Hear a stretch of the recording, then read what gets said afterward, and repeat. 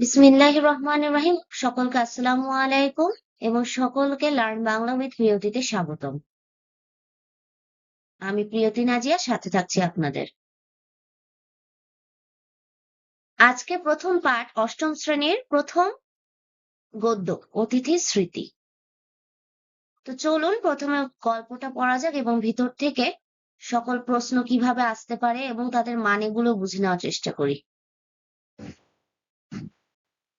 অতিথির স্মৃতি লিখেছেন কে?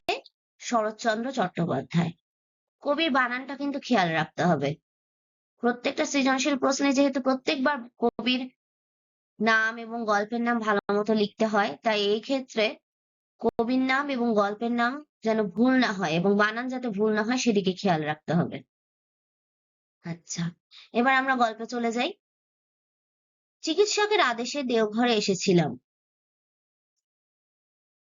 বায়ু পরিবর্তনের জন্য। আচ্ছা, এখানে বায়ু পরিবর্তনের জন্য আসলে কি বলা হয়েছে? বায়ু পরিবর্তনের জন্য আসলে বলা হয়েছে, বায়ু পরিবর্তন এখানে মানে ডাক্তার বলেছে বা চিকিৎসক বলেছেন তাকে তার হাওয়া বদল করতে। তার মানে তিনি অসুস্থ, তিনি এখন অসুস্থ, তার জায়গা পরিবর্তন করতে হবে। যেমন তুমি যদি রাজশাহীতে থাকো, তাহলে তুমি যদি পাহাড়ে ঘুরে আসো বা অন্য জায়গায় ঘুরে ঘুরে আসো, তাহলে তোমার মন ভালো হবে, এটাই বোঝানো হয়েছে। শরীরের জন্য তো মন ভালো হওয়াটাও দরকার, তাই নাকি? বায়ু পরিবর্তন বলতে এখানে এটাই বলা হয়েছে। প্রাচীর ঘেরা বাগানের মধ্যে একটা বড় বাড়িতে সে থাকে। ভালো কথা। রাত্রি ৩টে থেকে কাছে কোথাও, কয়টা থেকে সেটা খেয়াল রাখবে, ৩টি থেকে কাছে কোথাও একঘেয়ে সুরে ভজন শুরু করে। ভজন মানে এক ধরনের গান, মানে হিন্দুদের পূজার সময় অনেক সময় এই টাইপের ভজন গান শুরু হয়। এক ধরনের গান এটা। ঘুম ভেঙে যায়, দোর খুলে বারান্দায় এসে বসি। দোর মানে কিন্তু দরজা। ধীরে ধীরে রাত্রি শেষ হয়ে আসে, পাখিদের আনাগোনা শুরু হয়। ভোর হলে তো পাখিদের আসা শুরু হবেই। দেখতাম ওদের মধ্যে সবচেয়ে ভোরে ওঠে দোয়েল। সবচেয়ে ভোরে কে ওঠে? দোয়েল। অন্ধকার শেষ না হতেই তাদের গান আরম্ভ হয়, তারপর একটি দুটি করে আসতে থাকে। কে কে এটা খেয়াল রাখবে, এমসিকিউ আসতে পারে। বুলবুলি, শ্যামা, শালিক, টুনটুনি, এগুলো কিন্তু আমাদের চেনা পাখি। পাশের বাড়ির আম গাছে, কোথায়? আম গাছে। এ বাড়ির বকুল কুঞ্জে, পথের ধারের অশ্বত্থ গাছের মাথায়। অশ্বত্থ গাছ এক ধরনের ঔষধি গাছ। এর পরের স্লাইডে আমি তোমাদের কিছু অপরিচিত, মানে অশ্বত্থ, তারপর ইউক্যালিপটাস এর পরে আছে, এই টাইপের কিছু ছবি দেখাবো। সকলকে চোখে দেখতে পেতাম না, কিন্তু প্রতিদিন ডাক শোনার অভ্যাসে মনে হতো যেন ওদের প্রত্যেককেই চিনি। হলদে রঙের এক জোড়া বেনেবো, বেনেবো পাখি, এক ধরনের হলুদ পাখি, একটু দেরি করে আসতো প্রাচীরের তাহলে দেরি করে কে আসতো এটা কিন্তু খেয়াল রাখতে হবে। প্রাচীরের ধারে কোন গাছ ছিল? ইউক্যালিপটাস গাছের সবচেয়ে উঁচু ডালটায় বসে তারা প্রত্যহ হাজিরা দিয়ে হেঁকে যেত। প্রত্যহ মানে প্রতিদিন। হঠাৎ কি জানি কেন দিন দুই এলো না দেখে ব্যস্ত হয়ে উঠলাম। কেউ ধরলে না তো? আসলে এখানে কবি, লেখক লেখক কিন্তু খুবই পশুপ্রেমী বা জীবপ্রেমী আসলে। তার প্রকৃতি, পাখি, কুকুর এই টাইপের জীবের উপর তার খুব ভালোবাসা। এই ভালোবাসা থেকে তার এই কৌতূহল উদ্গ্রীব হয়ে উঠেছেন যে কেন পাখিরা আসলো না, কেউ তাদেরকে শিকার করে নেয়নি তো। এই যে এখানে বলেছে এই দেশে ব্যাধের অভাব নেই, ব্যাধ মানে কিন্তু পাখি শিকারী। পাখি চালান দেওয়ায় তাদের ব্যবসা। কিন্তু ৩ দিনের দিন আবার দুটিকে ফিরে আসতে দেখে মনে হলো যেন সত্যিকার একটা ভাবনা ঘুচে গেল। তার ভাবনা কিন্তু ৩ দিন পর ঘুচে গেল পাখিদের আসতে দেখে। কয়দিন সেটা খেয়াল রাখ। এমনই করে সকাল কাটে। বিকালে গেটের বাইরে পথের ধারে এসে বসি। কোথায় বসেন বিকালে সেটা দেখবে। নিজের সামর্থ্য নেই বেড়াবার, যাদের আছে তাদের প্রতি চেয়ে চেয়ে দেখি। কবি এখানে অসুস্থ, তাই তিনি বের হতে পারেন না, হাঁটতে যেতে পারেন না, সেটাই বলা হয়েছে। দেখতাম মধ্যবিত্ত মধ্যবিত্ত গৃহস্থের ঘরে পীড়িতদের মধ্যে, পীড়িত মানে অসুস্থদের মধ্যে মেয়েদের সংখ্যায় ঢের বেশি, মেয়েরাই বেশি অসুস্থ। প্রথমে যেত পা ফুলো ফুলো অল্প বয়সী একদল মেয়ে। কেমন? পা ফুলো ফুলো অল্প বয়সী। বুঝতাম এরা বেরি আসন। বেরি হলো ভিটামিন বি 1 এর অভাবে এক ধরনের রোগ হয়, যাতে পা অবশ হয়ে যায়, পা ফুলে যায়, এই টাইপের অসুখ। ফোলা পায়ে লজ্জা ঢাকতে বেচারাদের কত না যত্ন। মোজা পরার দিন নয়, গরম পড়েছে তবু দেখি কারো পায়ে আট করে মোজা পরা। ওই যে পা ফুলো ফুলো তাই ঢাকার জন্য মোজা পরেছে, গরমের দিন ছাড়াও, মানে শীতের দিন ছাড়াও গরমের দিনে মোজা পরেছে। কেউ বা দেখলাম মাটি পর্যন্ত লুটিয়ে আবার কাপড় পরেছে, সেটা পথ চলার বিঘ্ন। তবুও কৌতূহলী লোকচক্ষু থেকে তারা বিকৃতিটা আড়াল রাখতে চায়। ওই যে মানুষের চোখ, মানুষের কৌতূহলী চোখ থেকে তারা নিজেদেরকে আড়াল রাখতে চায়। আর সবচেয়ে দুঃখ হতো আমার একটি দরিদ্র ঘরের মেয়েকে দেখে। সে একলা যেত, সঙ্গে আত্মীয় স্বজন নেই, শুধু তিনটি ছোট ছোট ছেলে মেয়ে। বয়স বোধ করি 24-25-এর ছেলে। বয়স কত সেটা খেয়াল রাখতে হবে, এমসিকিউ আসতে পারে। কিন্তু দেহ যেমন শীর্ণ, মুখ তেমনই পাণ্ডুর, এটা খেয়াল রাখবে। কেমন সে ছোট্ট মেয়েটি কেমন ছিল? শীর্ণ এবং মুখ পাণ্ডুর। পাণ্ডুর মানে একদম ফ্যাকাশে, রক্ত নাই এরকম অবস্থা। আর শীর্ণ মানে একদম চিকন, খুবই পাতলা দেহ এরকম। কোথাও যেন এতটুকু রক্ত নেই, শক্তি নেই নিজের দেহটাকে টানবার। তবু সবচেয়ে ছোট ছেলেটি তার কোলে, তার মানে আরো ছেলে আছে, তার মধ্যে সবচেয়ে ছোট ছেলেটিকে সে আবার কোলে নিয়ে ঘুরে বেড়াচ্ছে। সে তো আর হাঁটতে পারে না। আচ্ছা, এখানে দেখো আমি ইউক্যালিপটাস গাছ, বেনে বউ পাখি এবং অশ্বত্থ গাছের ছবি দিয়েছি। আচ্ছা, অথচ ফিরে আসবারও ঠাঁই নেই। কি ক্লান্তই না মেয়েটির চোখের চাহনি। চোখের চাহনি কেমন সেটা এমসিকিউ আসতে পারে। তা ফিরে আসবারও ঠাঁই নেই বলতে এখানে বোঝা যে তার তো সংসার করতেই হবে, সংসারের প্রতি দায়িত্ব থেকেই তাকে ফিরে আসতে হবে তার বাড়িতে, যত যাই হোক, যত অসুস্থ হোক সে। সেদিন সন্ধ্যার তখনও দেরি আছে, দেখি জন কয়েক বৃদ্ধ ব্যক্তি ক্ষুধাহরণের কর্তব্যটা সমাধা করে যথাশক্তি দ্রুত পদে বাসা ফিরছেন। তার মানে কয়েকজন বৃদ্ধ লোক তাদের ক্ষুধাহরণ মানে খিদার মানে মানে খাওয়ার কর্তব্যটা সমাধান করে যত তাড়াতাড়ি পারে সন্ধ্যার মধ্যে বাড়িতে ফিরতে হবে। সম্ভবত তারা বাত ব্যাধিগ্রস্ত। বাত ব্যাধিগ্রস্ত মানে এক ধরনের রোগ, বাতের রোগ। সন্ধ্যার পূর্বে তাদের ঘরে প্রবেশ করা প্রয়োজন। তাদের ব্যথা হয়, বাতের ব্যথাটা বেশি বেড়ে যায় সন্ধ্যার পর, ওই জন্য তাদের সন্ধ্যার পূর্বেই ঘরে প্রবেশ করা প্রয়োজন। তাদের চলন দেখে ভরসা হলো, ভাবলাম যাই আমি একটু ঘুরে আসি। তো বাত ব্যাধিগ্রস্ত লোক যদি ঘুরতে পারে তাহলে কবি কেন বা লেখক কেন ঘুরতে পারবেন না? তাই তার মনে হলো যে তাদের চলন দেখে তার ভরসা হলো, তাই তিনিও একটু ঘুরে আসতে গেলেন। সেদিন পথে পথে অনেক বেড়ালাম, অন্ধকার হয়ে এলো, ভেবেছিলাম আমি একাকী। হঠাৎ পেছনে চেয়ে দেখি একটি কুকুর আমার পেছনে চলেছেন। হঠাৎ লেখক দেখেন একটা কুকুর তার পেছনে কিন্তু ঘুরে আসছে। বললাম, কি রে, যাবি আবার সঙ্গে? অন্ধকার পথটায় বাড়ি পর্যন্ত পৌঁছে দিতে পারবি? লেখক এখানে কুকুরটার সাথে কথা বলছে, যদিও কুকুর কথা বলতে পারে না, তাও তিনি মন মানে কুকুরের কথা বোঝার চেষ্টা করছেন। এখানে বলছে যে যাবি আমার সঙ্গে, অন্ধকার পথটায় কি বাড়ি পর্যন্ত পৌঁছে দিতে পারবি? সে দূরে দাঁড়িয়ে ল্যাজ নাড়তে লাগলো। কুকুরটা ল্যাজ নাড়লো, বুঝলাম সে রাজি আছে। বললাম, তবে আয় আমার সঙ্গে। পথের ধারের একটা আলোতে দেখতে পেলাম কুকুরটার বয়স হয়েছে, কিন্তু যৌবনে একদিন শক্তি সামর্থ্য ছিল। লেখক বুঝলেন যে কুকুরটার এখন বয়স হলেও যৌবনে তার শক্তি ছিল। তাকে অনেক কিছু প্রশ্ন করতে করতে বাড়ির সম্মুখে এসে পৌঁছলাম। লেখক কুকুরের সাথে গল্প করতে করতে বাড়ি পর্যন্ত পৌঁছলেন। গেট খুলে দিয়ে ডাকলাম, ভেতরে আয়, আজ তুই আমার অতিথি। এখানে যেহেতু লেখক খুবই পশুপ্রেমী, জীবপ্রেমী, তাই কুকুরকে তিনি অতিথি হিসেবে বাড়িতে ডাকলেন। সেই বাড়ি সে বাইরে দাঁড়িয়ে লেজ নাড়তে লাগলো, কিছুতে ভেতরে ঢোকার ভরসা পেল না। কেন? কারণ বাড়িতে তো আরো লোকজন থাকতে পারে, চাকর বাকর, তারা হয়তো তাকে সাদরে গ্রহণ নাও করতে পারে। সে ভয়ে ছিল, হয়তো মানুষ তাকে লাঠিঝাঁটা মারতে পারে, তাই সে ভয়ে ভরসা পাচ্ছিল না। আলো নিয়ে চাকর এসে উপস্থিত হলো, গেট বন্ধ করে দিতে চাইলো। বললাম, না, খোলাই থাক, যদি আসে ওকে খেতে দিস। ঘন্টা খানেক পরে খোঁজ নিয়ে জানাম সে আসেনি, কোথায় চলে গেছে। লেখক তাকে রেখে চলে যায়, কিন্তু পরে খবর নিয়ে জানে যে কুকুরটি আর আসেনি। পরদিন সকালে বাইরে এসেই দেখি গেটের বাইরে দাঁড়িয়ে আমার সেই কালকের অতিথি। পরের দিনই দেখছে যে গেটের বাইরে সেই কুকুরটা দাঁড়িয়ে আছে। বললাম, কাল তোকে খেতে নিমন্ত্রণ করলাম, এলি না কেন? কুকুরটিকে তিনি জিজ্ঞেস করছেন, কালকে যে ডাকলাম খেতে, এখন আসলো না কেন? তখন আসলো না কেন? জবাবে সে মুখ পানে চেয়ে তেমনই আবার লেজ নাড়তে লাগে। বললাম, আজ তুই খেয়ে যাবি, না খেয়ে যাসনি বুঝলি?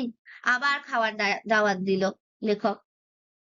প্রত্যুত্তরে সে শুধু ঘন ঘন লেজই নাড়লো। অর্থ বোধহয় এই যে সত্যি বলছো তো, এই ঘন ঘন লেজ নাড়ার মাধ্যমে কুকুরটি বলতে চাচ্ছে, মানে তার মনে সন্দেহ প্রকাশ করছে, সত্যি মানুষ লেখক ডাকছে তাকে খেতে। রাত্রে চাকর এসে জানালো সেই কুকুরটা এসে আজ বাইরের বারান্দার উঠানে বসে আছে। বামুন ঠাকুরকে ডেকে বলে দিলাম ও আমার অতিথি, ওকে পেট ভরে খেতে দিও। কুকুরটি তাহলে কোথায় আছে? বাইরের বারান্দার নিচে উঠানে বসে আছে। বামুন ঠাকুরকে বলে দিল লেখক যে তাকে খেতে দিতে, সে তার অতিথি। পরের দিন খবর পেলাম অতিথি নাকি যায়নি। ও আতিথ্যের মর্যাদা লঙ্ঘন করে সে আরামে নিশ্চিন্ত হয়ে বসে আছে। আতিথ্যের মর্যাদা লঙ্ঘন করে মানে অতিথি যদি বেশিক্ষণ থেকে যায় তাহলে কি কারো ভালো লাগবে? অতিরিক্ত সময় যদি থেকে যায়, এরকম বলা হয়েছে যে খাওয়া তো হয়ে গেছে তাও সে যায় না, আরামে ওখানেই শুয়ে আছে। এখানে বলেছে আতিথ্যের মর্যাদা লঙ্ঘন হয়েছে। বললাম তা হোক, ওকে তোমরা খেতে দিও। তাও লেখক বললেন তাকে যাতে খেতে দেওয়া হয়। আমি জানতাম প্রত্যহ খাবার তো অনেক ফেলা যায়, এতে কারো আপত্তি হবে না। লেখক আসলে নিজে মনে করেছেন যে প্রতিদিন তো অনেক খাবারই ফেলে দিতে হয়, সেগুলো নষ্ট না করে কুকুরকে খেতে দেওয়া হোক। কিন্তু আপত্তি ছিল, এবং অত্যন্ত গুরুতর আপত্তি। কিন্তু আপত্তি কিছু মানুষের ছিল। আমাদের বাড়তি খাবারে যে প্রবল অংশীদার ছিল সে হলো কে? এই বাগানের মালিনী। আমি জানতামই না। তার বয়স কম, দেখতে ভালো, খাওয়া সম্বন্ধে নির্বিকার চিত্র। এটা খেয়াল রাখবে কেমন মালিনী। আর মালিক বলতে বোঝাচ্ছে বাগানে যারা কাজ করে, ফুল ফোটায়, এদেরকে বলা হয়েছে। আর মালিনী মানে মালির বউ। চাকরদের দরদ তারপরেই বেশি ছিল, আর চাকররা তাকেই বেশি ভালোবাসতো, তাকে খেতে দিত। অতএব আমার অতিথি করে উপবাস, তাই সে কুকুরটাকে উপবাসী করতে হয়, তার মানে তাকে খেতে দেয় না, কুকুরটাকে খেতে দেয় না। বিকালে পথের ধারে গিয়ে বসি, দেখি অতিথি আগে থেকেই বসে আছে ধুলোর মধ্যে। কুকুরটি আগে বসে আছে। বেড়াতে বার হলে সে হয় পথের সঙ্গী। পথের সঙ্গী কে হয়? কুকুরটা। জিজ্ঞাসা করি, হ্যাঁ অতিথি, আজ মাংস রান্নাটা কেমন হয়েছিল রে? ঘাড়গুলো চিবোতে লাগলো কেমন? সে জবাব দেয় ল্যাজ নেড়ে, মনে করি মাংসটা তাহলে ওর ভালোই লেগেছে। জানি নে যে মালির বউ তাকে মেরে ধরে বের করে দিয়েছে, বাগানের মধ্যে ঢুকতেই দেয় না, তাই ও সম্মুখের পথের ধারে বসে কাটায়। আমার চাকরদেরও তাতে সায় ছিল। এখানে চাকরদের সে কুকুরটার প্রতি অত্যাচারটা প্রকাশ পেয়েছে, যে চাকর এবং মালি মিলে তাকে খেতে দেয় না, মারধর করে বের করে দেয়, অথচ লেখক তা জানতে পারে না। হঠাৎ শরীরটা খারাপ হলো, মানে লেখকের শরীর আবার বেশি খারাপ হয়ে গেল। দিন দুই নিচে নামতে পারলাম না। দিন দুই নিচে নামতে পারলো না। দুপুরবেলা উপরের ঘরে বিছানায় শুয়ে খবরের কাগজটা যেইমাত্র পড়া হয়ে গেছে, জানালার মধ্য দিয়ে বাইরে রৌদ্রতপ্ত নীল আকাশের পানে চেয়ে অন্যমনস্ক হয়ে ভাবছিলাম। কবি অন্যমনস্ক হয়ে ভাবছিলেন। সহসা সহসা খোলা দৌড় দিয়ে সিঁড়ির ওপর ছায়া পড়লো কুকুরের। তখনই সহসা মানে হঠাৎ তখনই খোলা দরজা দিয়ে সিঁড়ির ওপর ছায়া পড়লো কার? কুকুরের। মুখ বাড়িয়ে দেখে অতিথি দাঁড়িয়ে ল্যাজ নাড়ছে। অতিথি সেখানে ল্যাজ নাড়ছে, মানে কুকুরটি। দুপুরবেলা চাকরেরা সব ঘুমিয়েছে, ঘর তাদের বন্ধ। এই সুযোগে লুকিয়ে সে একবারে আমার ঘরের সামনে এসে হাজির। তার মানে এখানে চাকররা ঘুমাচ্ছিল, তখন সে লুকিয়ে তার লেখকের ঘরের সামনে এসেছে। ভাবলাম দুদিন খেতে দেয়নি, তাই বুঝি আমাকেও দেখতে এসেছে। লেখক মনে করছে হয়তো দুদিন খেতে দেয়নি তাই দেখতে এসেছে। ডাকলাম, আয় অতিথি ঘরে আয়। সে এলো না, সেখানে দাঁড়িয়ে ল্যাজ নাড়তে লাগলো। কুকুরটা কিন্তু আসলো না। জিজ্ঞাসা করলাম, খাওয়া হয়েছে তো রে, কি খেলি আজ? জিজ্ঞেস করলো লেখক যে কি খেয়েছে। হঠাৎ মনে হলো ওর চোখ দুটো যেন ভিজে ভিজে, যেন গোপনে আমার কাছে নালিশ জানাতে ও চায়। চাকরদের হাঁক দিলাম, ওদের দোর খোলার শব্দে অতিথি ছুটে পালালো। এই যে চাকররা যখনই আসছিল তখনই ভয়ে কুকুরটি ছুটে পালালো। আর এখানে চোখ দুটো যেন ভিজে ভিজে বলতে বোঝাচ্ছে যে কুকুরটি কষ্ট পেয়েছে, কুকুরটির চোখে পানি এসেছে। তো এসে নালিশ জানাতে চায় তাকে খেতে দেওয়া হয় না, তাকে মারধর করে বের করে দেওয়া হয়। জিজ্ঞাসা করলাম, হ্যাঁ রে, কুকুরটাকে আজ খেতে দিয়েছিস? আগে না, মালিবউ ওরে তাড়িয়ে দিয়েছে। আজ তো অনেক খাবার বেঁচেছে। সেসব হলো কি? মালিবউ চেঁচে পুচে নিয়ে গেছে। তার মানে মালিবউ চেটে পুটে সব খাবার নিয়ে গেছে, কুকুরকে খেতে দেয়নি। আমার অতিথিকে ডেকে আনা হলো। আবার সে বারান্দার নিচে উঠোনের ধুলোয় কোথায় বারান্দার নিচে উঠোনের ধুলায় পরম নিশ্চিন্তে স্থান করে নিল। মালি বউয়ের ভয়টা তার গেছে। বেলা যায়, বিকাল হলে উপরের বারান্দা থেকে দেখি অতিথি এই দিকে চেয়ে প্রস্তুত হয়ে দাঁড়িয়ে। বেড়াতে যাওয়ার সময় হলো যে, বেড়াতে যাওয়ার সময় হয়ে গেছে, তাই কুকুরটি দাঁড়িয়ে আছে নিচে। লেখক বারান্দা থেকে দেখে। শরীর সারল না, দেওঘর থেকে বিদায় নেওয়ার দিন এসে পড়লো। লেখক কোথায় ছিলেন তাহলে? দেওঘরে। দেওঘর থেকে বিদায় নেওয়ার দিন এসে পড়লো লেখকের। তবু দিন দুই দেরি করলাম নানা ছেলে। কেন? কুকুরটির প্রতি ভালোবাসা থেকে তিনি যেতে চাচ্ছিলেন না দেওঘর থেকে। আজ সকাল থেকে জিনিস বাঁধাবাঁধি শুরু হলো। দুপুরের ট্রেন। তাহলে কখন ট্রেন? দুপুরের ট্রেন। গেটের বাইরে সার সার গাড়ি এসে দাঁড়ালো। মালপত্র বোঝায় দেওয়া চললো। অতিথি মহাব্যস্ত। কুলিদের সঙ্গে ক্রমাগত ছুটোছুটি করে খবরদারি করতে লাগলো কোথাও যেন কিছু খোয়া না যায়। তার উৎসাহ যেন সবচেয়ে বেশি। তার মানে কার উৎসাহ বেশি এখানে? অতিথি বা কুকুরের। আর কুকুর কুলিদের সাথে খেয়াল রাখছে, নজরদারি করছে কিন্তু, যে সব মাল আমার ঠিক মতো তোলা হচ্ছে কিনা। একে একে গাড়িগুলো ছেড়ে দিল। আমার গাড়িটি চলতে শুরু করলো। স্টেশন দূরে নয়। সেখানে পৌঁছে নামতে গিয়ে দেখি অতিথি দাঁড়িয়ে। কিরে, এখানেও এসেছিস? সে ল্যাজ নেড়ে তার জবাব দিল, কি জানি মানে তার কি। এবার কিন্তু লেখক কুকুরের মানে, কথার মানে বুঝতে পারলো না, লেজ নাড়ার মানে বুঝতে পারলো না। কিন্তু লেখক চলে যাওয়ার জন্য কুকুরও কিন্তু সেখানে এসে পৌঁছে গেছে স্টেশনে। টিকিট কেনা হলো, মালপত্র তোলা হলো। ট্রেন ছাড়তে আর 1 মিনিট দেরি। ট্রেন ছাড়তে আর 1 মিনিট দেরি। সঙ্গে যারা তুলে দিতে এসেছিল তারা বকশিস পেল না শুধু অতিথি। মানে কুকুরকে তার বকশিস দেওয়া যায় না, কিন্তু চাকর বাকর সবাইকে লেখক বকশিস দিলেন, মানে খুশি হয়ে কিছু টাকা দিলেন। গরম বাতাসে ধুলো উড়িয়ে সামনে আচ্ছন্ন করে এসে করেছে। তার মানে হচ্ছে ট্রেন যখন চলে তখন ধুলো হয়ে যায় না আশপাশটা, সেটার কথা বলা হয়েছে এখানে। বাতাসে ধুলো হয়ে গেছে সেটা বলা হয়েছে। যাওয়ার আগে তারই মধ্যে ঝাপসা দেখতে পেলাম। স্টেশনের ফটকের বাইরে দাঁড়িয়ে একদৃষ্টে চেয়ে আছে অতিথি। কুকুরটা কিন্তু একদৃষ্টে লেখকের যাওয়ার দিকে তাকিয়ে আছে। ট্রেন ছেড়ে দিলে বাড়ি ফিরে যাওয়ার আগ্রহ মনের মধ্যে কোথাও খুঁজে পেলাম না। লেখক কিন্তু ট্রেন ছেড়ে দিলেও বাড়ি ফেরার আগ্রহটা খুঁজে পেলেন না। কেন? সেই কুকুরটার প্রতি তার অতিরিক্ত মায়া পড়ে গেছে। কেবলই মনে হতে লাগলো অতিথি আজ ফিরে গিয়ে দেখবে বাড়ির লোহার গেট বন্ধ, ঢুকবার জো নেই। পথে দাঁড়িয়ে দিন দুই তার কাটবে, হয়তো নিস্তব্ধ মধ্যাহ্নের কোনো ফাঁকে লুকিয়ে উপরে উঠে খুঁজে দেখবে আমার ঘরটা। হয়তো ওর চেয়ে তুচ্ছ জীব শহরে আর নেই, তবু ঘরে বাসের কটা দিনের স্মৃতি ওকে মনে করেই লিখে রেখে গেলাম এখানে। তাহলে সেই কুকুরটির প্রতি স্মৃতি, সেই কুকুরটি তার অতিথি হিসেবে যে স্মৃতি, দেওঘরে লেখক তিনি এই স্মৃতিটাই তুলে ধরেছেন এই অতিথি স্মৃতি গল্পে। এভাবে গল্পটি শেষ হলো। এবার আমরা কিছু শব্দার্থ এবং টিকা দেখে নিই। আচ্ছা, ভজন। ভজন তো বললাম যে হিন্দুদের প্রার্থনামূলক গান, ঈশ্বর বা দেবদেবীর স্তুতি বা মহিমা কীর্তন, প্রার্থনামূলক গান। দৌড় মানে দরজা বা দুয়ার, বাড়ির ফটক। ফটক মানে দরজা। কুঞ্জ মানে লতা পাতায় আচ্ছাদিত বৃত্তাকার স্থান বা উপবন। উপবন মানে ছোট বনের কথা বলা হয়েছে। বেরি বেরি তো বললাম, ভিটামিন বি এর অভাবে যে হাত পা ফুলে যাওয়ার রোগ। আসামি। আসামি বলতে এখানে আসলে এমনিতে বোঝায় যে অপরাধের দায়ে অভিযুক্ত ব্যক্তি, কিন্তু এখানে আসামি বলতে রোগের আসামি, মানে রোগাক্রান্তদেরকে বোঝানো হয়েছে। পাণ্ডব মানে ফ্যাকাশে। মালি মানে মালা রচনাকারী বা মালাকর। মালিনী আর মালির স্ত্রী। আচ্ছা, পাঠের উদ্দেশ্য কি? পাঠের এই গল্পটা পড়ে শিক্ষার্থীরা প্রাণীদের প্রতি সহানুভূতিশীল হবে, নতুন কোনো জায়গা ভ্রমণ করলে ওই অভিজ্ঞতা লিখে রাখতেও আগ্রহী হবে। পাঠ পরিচিতি। শরৎচন্দ্র চট্টোপাধ্যায়ের দেওঘরের স্মৃতি গল্পটির নাম পাল্টে এবং ঈষৎ পরিমার্জনা করে, পরিমার্জনা মানে কিছু চেঞ্জ করে বা পরিবর্তন করে এখানে অতিথির স্মৃতি হিসেবে সংকলন করা হয়েছে। তাহলে কি? দেওঘরের স্মৃতি গল্পটা অতিথির স্মৃতি হিসেবে সংকলিত হয়েছে। এটা খেয়াল রাখবে। একটি প্রাণীর সঙ্গে একজন অসুস্থ মানুষের কয়েকদিনের পরিচয়ের মধ্যে গড়ে ওঠা মমত্ব সম্পর্কই এই গল্পের বিষয়।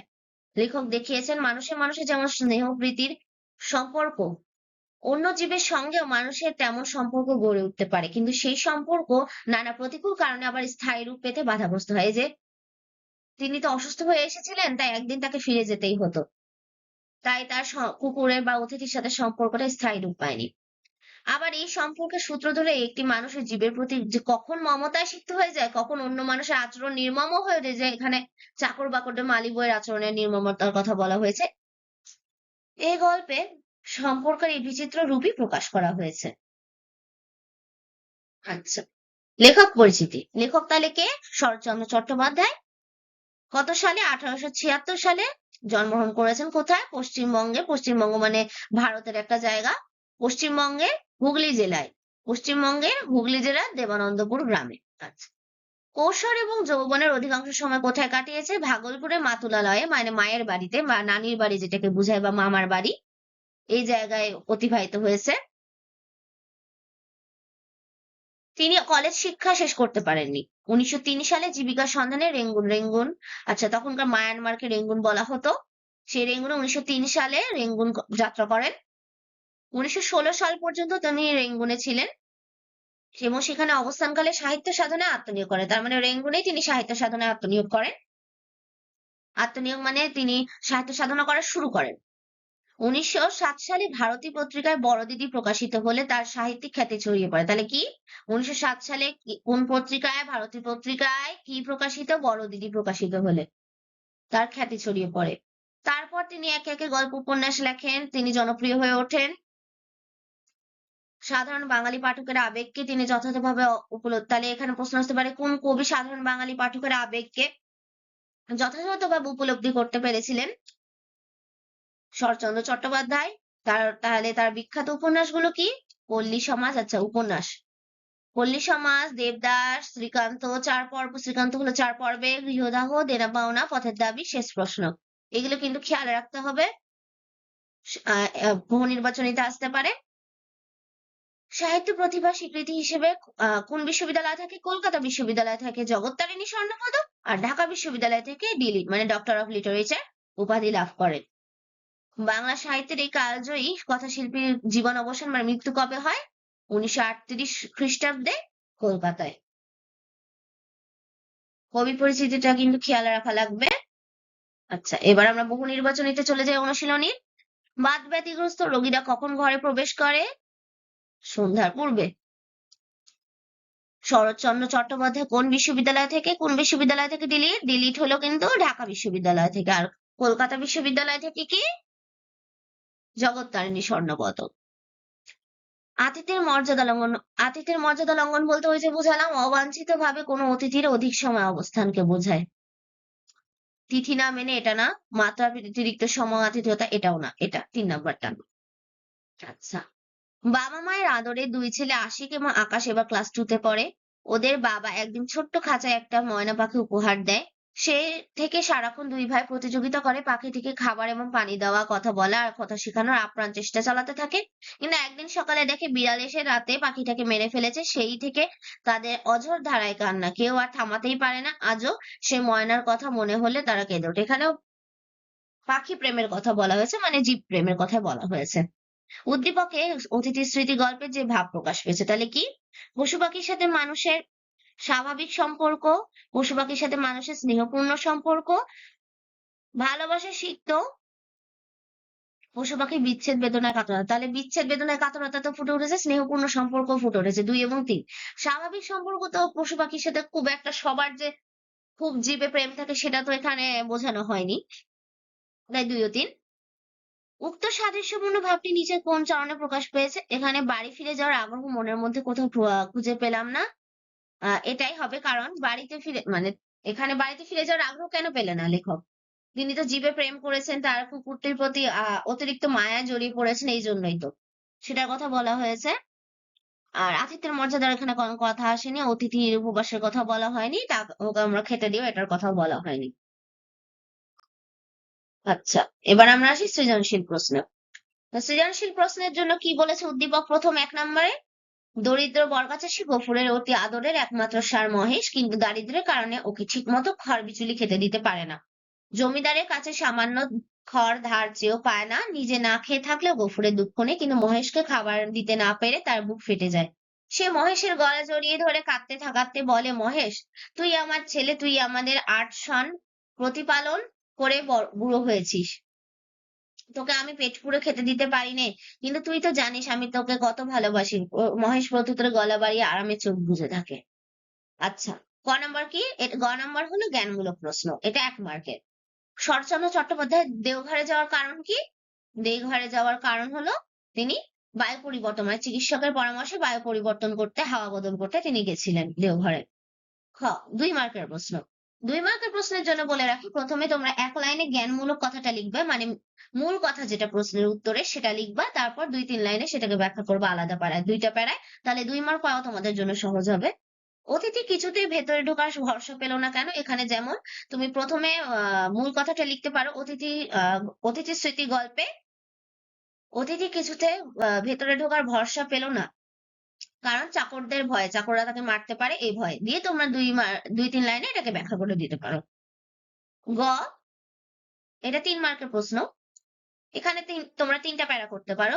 প্রথমে উদ্দীপকে আচ্ছা, প্রশ্নটা পড়ি। উদ্দীপকে মহেশের প্রতি গফুরের আচরণে অতিথি স্মৃতি গল্পে যে দিকটি প্রকাশ পেয়েছে তা ব্যাখ্যা করো। তাহলে প্রথমে যে দিকটি প্রকাশ পেয়েছে আমরা এক লাইনে জ্ঞানমূলক সেটা লিখে ফেলি। এখানে প্রকাশ পেয়েছে হলো জীবের প্রতি যে প্রেম, পশু পাখির প্রতি যে ভালোবাসা, সেটাই তো এখানে প্রকাশ পেয়েছে। দিয়ে তারপর তুমি লিখতে পারো, প্রথমে উদ্দীপকের কথাটা লিখতে পারো, উদ্দীপকে আসলে কি প্রকাশ পেয়েছে। এখানে যে ষাঁড় মহেশ আছে, তাকে খেতে দিতে পারছে না গরিব হওয়ার কারণে, সেই কথাটা বলতে পারো। দিয়ে তোমরা বলতে পারো, উদ্দীপকের কথাটা লেখার পর তোমরা পরের প্যারাতে লিখবা হলো তোমাদের যে গল্প, অতিথি স্মৃতির গল্প যেমন এখানে, সেই গল্পটার কথা লিখে বললা যে এই গল্পে এটা বলা হয়েছে যে পশু প্রেমের কারণে বা কুকুরটির প্রতি প্রেমের কারণে বা মায়ার কারণে লেখক যে তাকে ছেড়ে যেতে পারছেন না, তার প্রতি অতিরিক্ত মায়া জড়িয়ে পড়েছেন, সেই কথাটা লেখার পর তোমরা 2টা মিলিয়ে এক লাইনে লিখে দিতে পারো যে এই জন্য উদ্দীপকের জিনিস আর অতিথি স্মৃতি গল্পে প্রকাশ পেয়েছে। আর ঘ নম্বর প্রশ্নে, ওটা 4 মার্কের, এই জন্য 4টা প্যারা করতে পারো। উদ্দীপকে গফুরের সাথে লেখকের চেতনাগত মিল থাকলে প্রেক্ষাপট ভিন্ন। আসলে এই মন্তব্যটি যথার্থতা, তাই না? তাহলে প্রথমে তুমি লিখবা যে মন্তব্যটি যথার্থ কি বা যথার্থ না, সেটা কেন তোমার মনে হয়, তারপর তুমি সেটা ব্যাখ্যা করবা। তো এখানে যেহেতু যথার্থ, প্রেক্ষাপট ভিন্ন সেটা লিখলা যথার্থ, তারপর তুমি লিখবা উদ্দীপকে কি বলা হয়েছে একটা প্যারায়, তারপর লিখবা তুমি তোমার অতিথি স্মৃতি, মানে তোমার মেন গল্পে যেটা বলা হয়েছে সেটা লিখবা। তারপর তুমি পরের প্যারায় দুইটাকে মিলিয়ে, দুইটাকে কন্ট্রাস্ট করে লিখবা যে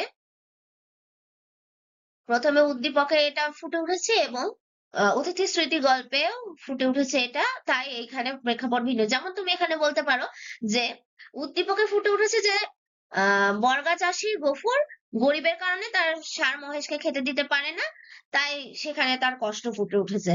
আর এদিকে তোমার লেখক, মানে অতিথি স্মৃতি গল্পে কি ফুটে উঠেছে, লেখক বায়ু পরিবর্তনের জন্য বেড়াতে গেছেন, সেখানে একটা কুকুরের সাথে দেখা হয়েছে, সে কুকুরটার প্রতি মায়া জড়িয়ে পড়েছে, সেখানে তিনি খেতে দিতে চায় না, চাকর বাকর তাকে খেতে দিতে চায় না, অত্যাচার করে, এটার কথা বলা হয়েছে। দুজনের প্রেক্ষাপট কিন্তু ভিন্ন, একজনের কাছে সারা প্রথম থেকে বড় হচ্ছে সে ষাঁড়টা, আর কুকুরটা কিন্তু তার কাছে হঠাৎ এসে দেখা হয়েছে, এটার কথা বলা হয়েছে, এই জন্য প্রেক্ষাপটটা ভিন্ন।